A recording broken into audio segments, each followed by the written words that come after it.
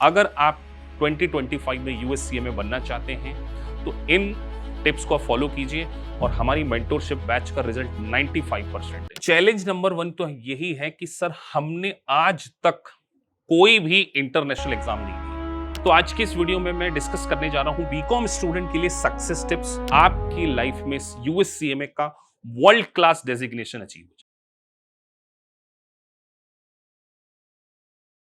So welcome guys, आज के इस वीडियो में हम डिस्कस करने वाले हैं यूएससीएमए एक बीकॉम स्टूडेंट्स। देखिए बीकॉम स्टूडेंट्स जो होते हैं ना, वो कोई इंटरनेशनल एग्जाम तो आपने आज तक दी नहीं है। तो जब वो यूएससीएमए जैसी वर्ल्ड क्लास एग्जाम को अप्रोच करते हैं तो उनके मन में बहुत सारे डाउट्स होते हैं। तो आज की इस वीडियो में मैं डिस्कस करने जा रहा हूं बीकॉम स्टूडेंट के लिए सक्सेस टिप्स कि वो किस तरीके से यूएससीएमए को फर्स्ट अटेम्प्ट में पास कर सकते हैं। तो अगर आप हमारे चैनल पर अभी तक नए हैं तो प्लीज सब्सक्राइब द चैनल, जिससे कि आपको इस प्रकार का वैल्यूएबल कंटेंट मिल सके। चलिए वीडियो में आगे बढ़ते हैं, लेट्स गेट स्टार्टेड। तो देखिए सबसे पहले अपने को ये समझना पड़ेगा कि जब एक बीकॉम स्टूडेंट्स किसी इंटरनेशनल एग्जाम को देने जाता है तो उसके सामने क्या क्या चैलेंजेस आते हैं। चैलेंज नंबर 1 तो यही है कि सर हमने आज तक कोई भी इंटरनेशनल एग्जाम नहीं दिए। आप मुझे बताइए, आपका जो ट्रेडिशनल सिस्टम क्या है कि आपको पेपर शीट मिलती है, उसके बेसिस पर आप कॉपी में राइट डाउन अपना आंसर करते हो और वो भी सारे डिस्क्रिप्टिव करते हैं और वो एग्जाम आप सबमिट करते हैं। लेकिन इंटरनेशनल एग्जाम ऐसे नहीं होती। आपको प्रोमेट्रिक सेंटर्स पे जाना होता है, वहां पर जो यूएससीएमए की एग्जाम होती है वो एमसीक्यू बेस्ड होती है और 2 एजे आते हैं। तो कई बार क्या होता है कि जो बिल्कुल न्यू स्टूडेंट होते हैं वो इस एग्जाम के पैटर्न को अच्छे से नहीं समझ पाते, तो वो कहीं ना कहीं पैनिक हो जाते हैं और फिर उनका सम टाइम स्टार्टिंग का हाफ एन आवर वेस्ट हो जाता है। तो आपको ये ध्यान रखना है कि इंटरनेशनल एग्जाम को अगर आपको एक्सपोजर नहीं है ना, तो इसीलिए हमने 2 मॉक टेस्ट बनाए। वो 2 मॉक टेस्ट बिल्कुल वैसे होंगे जैसे आपका इंटरनेशनल एग्जाम होगा। तो आपने जैसे ही प्रिपरेशन कर ली, आप हमारे इंस्टीट्यूट में हमारी टीम से कोऑर्डिनेट करते हैं कि सर फिर मैं आपसे एक बार टेलीफोन पे बात करता हूं और फिर मैं आपके इंटरनेशनल एग्जाम के पैटर्न के अकॉर्डिंग 2 मॉक टेस्ट करवाना चाहता हूं। तो पहली सक्सेस टिप्स मैं आपको ये कहने जा रहा हूं कि यूएससीएमए की एग्जाम आपको तभी देना चाहिए जब आप एटलीस्ट 2 फुल मॉक दे चुके हों और उसमें आपने उसको क्या कर लिया हो, पास कर लिया हो। अब स्टूडेंट जनरली जो कॉमर्स बैकग्राउंड के स्टूडेंट होते हैं वो अकाउंटिंग पढ़ा हुआ होता है, मतलब 11th क्लास से आपने अकाउंटिंग पढ़ी, लेकिन क्या आपने कॉस्ट अकाउंटिंग कभी पढ़ी? देखिए कॉस्ट अकाउंटिंग होती है डिसीजन मेकिंग के लिए। तो कई बार कॉस्ट अकाउंटिंग को बच्चे थोड़ा सा इग्नोर कर देते हैं, इस कारण भी उनको चैलेंजेस आते हैं। तो यूएससीएमए में कॉस्ट अकाउंटिंग ज्यादा है, तो आपको कॉस्ट अकाउंटिंग सेगमेंट पे काफी फोकस करना है। उसके बाद जो सेकंड पॉइंट मैंने लिखा एज ए क्वेश्चन। अब देखिए एज ए क्वेश्चन जो है आपको है ना, आईएमए जो है इंस्टीट्यूट ऑफ मैनेजमेंट अकाउंटेंट आपको सिलेबस प्रोवाइड करता है, एज ए कंटेंट का ब्लूप्रिंट देता है।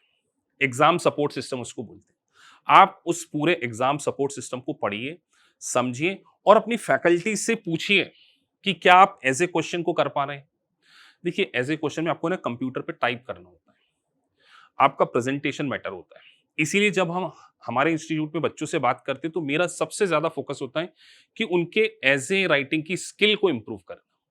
और एक बात ध्यान रखिए, एज ए क्वेश्चन कोई बहुत बड़े नहीं आते हैं, बहुत छोटे छोटे आते हैं, तो आपको एज ए क्वेश्चन पे ध्यान देना है।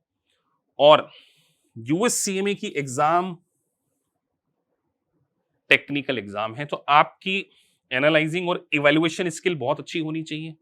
आप कैसे 1.5 मिनट में मल्टीपल चॉइस क्वेश्चन सॉल्व कर सकते हैं, ये स्किल भी क्या होनी चाहिए, आपके अंदर होनी चाहिए। तो ये कुछ ऐसी बातें हैं जिसके ऊपर हम माइन्यूट से बिल्कुल स्टूडेंट के ऊपर काम करते हैं। इसी कारण से हमारा जो रिजल्ट है वो 90% के ऊपर है यूएससीएमए। तो अब मैं आपसे बात करूंगा कि यूएससीएमए में आपकी स्टडी की अप्रोच क्या होनी चाहिए, इसको भी हम क्या करेंगे, एक एक करके डिस्कस करेंगे। अब देखिए सबसे पहली अप्रोच आपकी क्या होगी, एक परफेक्ट स्टडी प्लान। जिंदगी में एक लाइन है कि अगर आपने प्लान नहीं किया तो आपने फेल होने के लिए प्लान किया।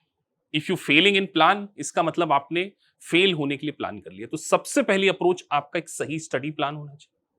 अब सर ये स्टडी प्लान क्या होता है? देखिए स्टडी प्लान होता है स्टूडेंट स्पेसिफिक।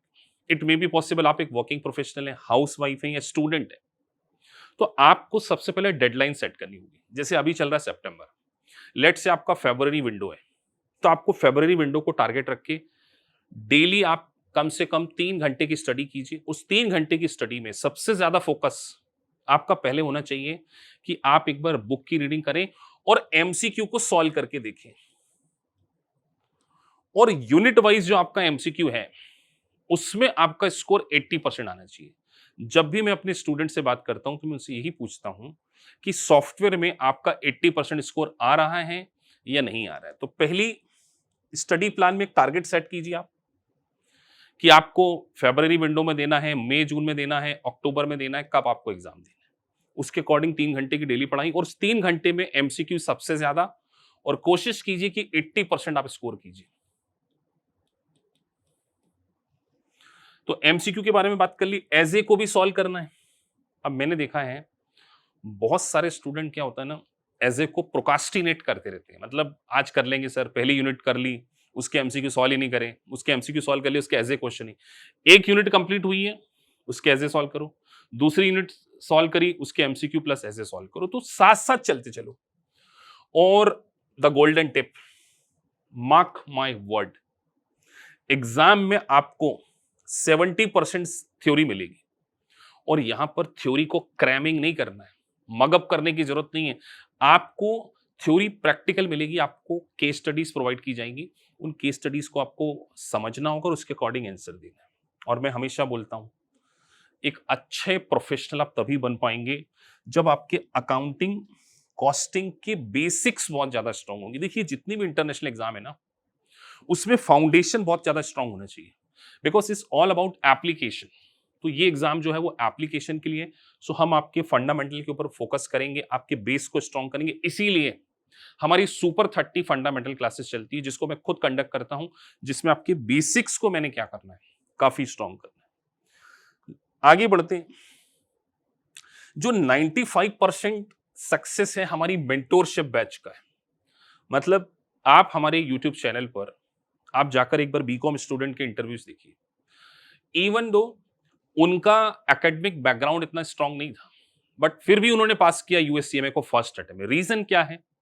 एक तो सबसे पहले हर स्टूडेंट के साथ में पर्सनल टॉक की जाती है, उसका एक स्टडी प्लान बनाना, उसकी थॉट प्रोसेस क्या है, उसको एग्जाम कैसे देना है, उसका एकेडमिक बैकग्राउंड क्या है, कहीं उसके इंटरप्रिटेशन में इशू है, कहीं नंबर क्रंचिंग में उसको इशू आ रहा है, ये सारी चीजें देखना।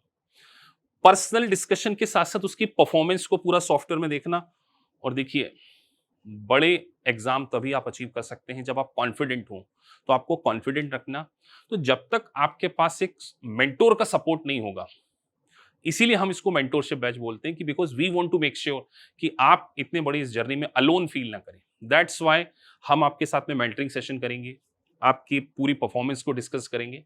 ये सारी चीजें हमारी क्लास की क्या है, यूएसपी है। सक्सेस उन्हीं को मिलती है जो ये बिलीव करते हैं कि मैं इस चीज को डिजर्व करता हूं। मैं हमेशा बोलता हूं कि सक्सेस लाइफ में 2 बार आती है। पहली बार आपके माइंड में आती है कि आपको लगता है कि यस आप सक्सेस हो जाएंगे, और फिर रियलिटी में आती है। तो अगर आप 2025 में यूएससीएमए बनना चाहते हैं तो इन टिप्स को फॉलो कीजिए, और हमारी मेंटोरशिप बैच का रिजल्ट 95% है। और मेरा आपसे एक वादा है कि अगर आपने मुझे अपनी जिंदगी का 1 साल दे दिया, अकॉर्डिंग टू मी, आपकी लाइफ में यूएससीएमए का वर्ल्ड क्लास डेजिग्नेशन अचीव हो जाएगा। सो मिलते हैं आपसे लाइव बैच में एक पॉजिटिविटी के साथ में। So thank you for watching this video. अगर आपको वीडियो अच्छा लगा है so please like and subscribe the channel. Thank you for watching this video. Thank you.